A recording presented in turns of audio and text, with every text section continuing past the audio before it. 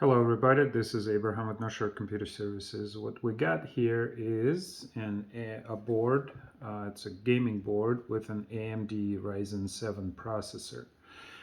The poor guy that was trying to put the computer together inadvertently bent the pins on the processor. Let me pull the processor out and show you what I'm talking about.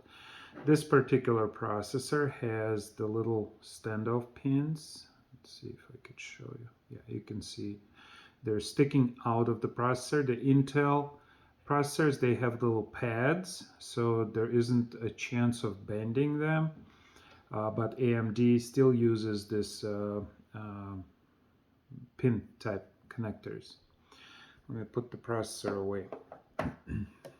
The socket on the board got damaged, and it's not really well visible. Let me see if I could zoom in a little bit. But some right here, let's see if I can bring it even closer. There, that was a short. So the pins on the processor crossed, damaged the board itself. There is a way to fix it. If the processor got damaged, there isn't a way to fix the processor unless there's a reflashing of some kind that I don't know about. The board can be fixed. Normally what happens is the pure mechanics of how the connection is made on the AMD. Intel is slightly different. What usually happens with Intel boards is people accidentally drop the processor and bend the contacts. The contacts can be bent back if they're not severely damaged. On the AMD boards, there isn't a way to bend the contacts back because they're under a cover or the slating piece that locks the processor in place. However, after doing much research, I did discover that this top portion can be taken off, and the contacts, if they're not damaged too much, can be repaired. You do need a microscope for this job, but what I want to show you is how to take the top sliding piece off. You need a piece of the screwdriver like this. Comes from here. So it's just a blade from the screwdriver. And there are 3 holes up on top here. You use each hole to slightly bend. Now, very slightly. This is a very fragile plastic. I don't know why they make it so fragile, but it is. You can break it. Now, breaking it is not the end of the world, but try not to. So if you insert it here and bend it slightly, you can lift the cover off. So for this example, I've already taken it out. There are locks. So let me show you what I'm talking about. There are 3 locks where the holes are. There are 2 locks on here and 2 locks on here. This side is not that critical. So that side where the lever is not critical. As long as you disengage this lock, then you disengage this lock, then you disengage this lock by simply carefully lifting it up. You might want to use a hairdryer to warm this up so it's a little more pliable. And then you disengage the last one and this one. And then it lifts off. Lifts off without any damage. All right? Then you get access to the contacts. And let me zoom in.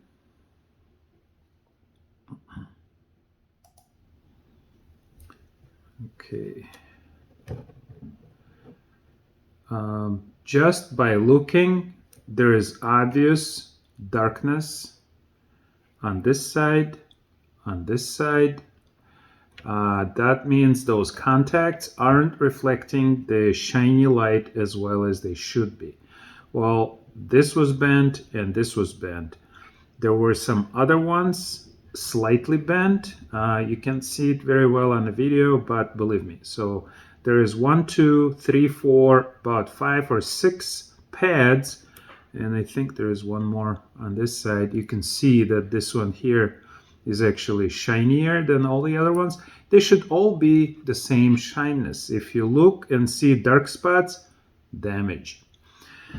Let me draw how the AMD board contacts work. So let me move the board away and zoom out a little bit. Okay, so if this is the board surface, okay, let's make it big. And this is the socket. The AMD contacts they're surface mounted, so they go from the surface up and then like this. Okay, this is how the actual contact looks. And this is a view from the side. View from the top, it looks like this.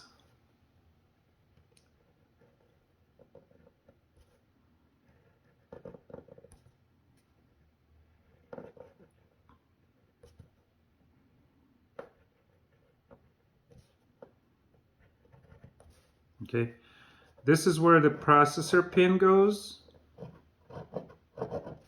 This is where the processor pin goes from the top side. So this is a little opening here. And as you slide the slider, the actual processor is being slid over the contacts, not the contacts don't move. So when it's locked,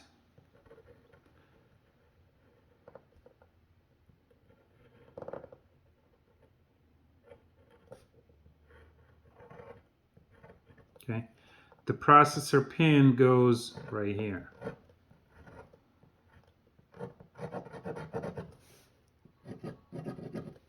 Okay, so the processor gets slid this way.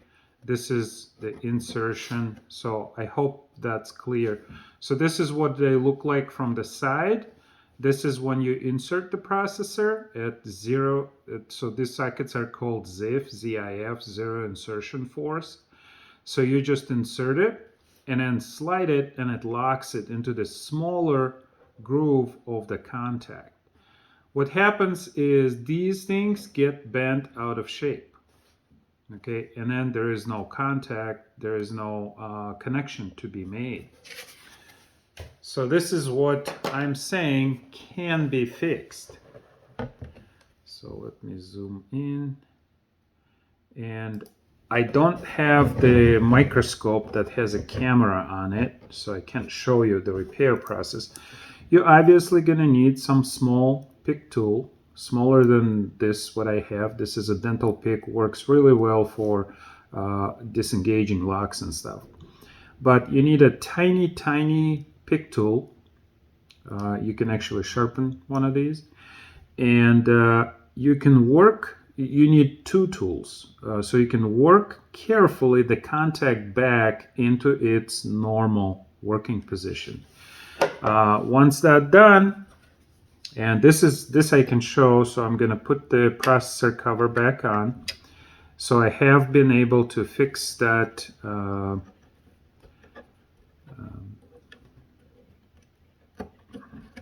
socket. So this goes back on normally. And we're going to insert our processor.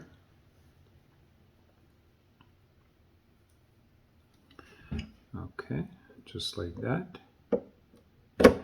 And in general, when you're inserting the processor, make sure that it goes in easy. If it has any kind of fighting, any kind of resistance, stop right there. This is all very fragile stuff.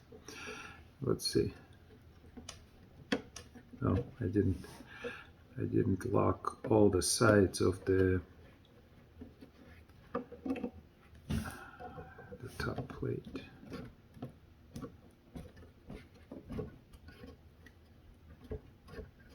No, they're all in. Okay.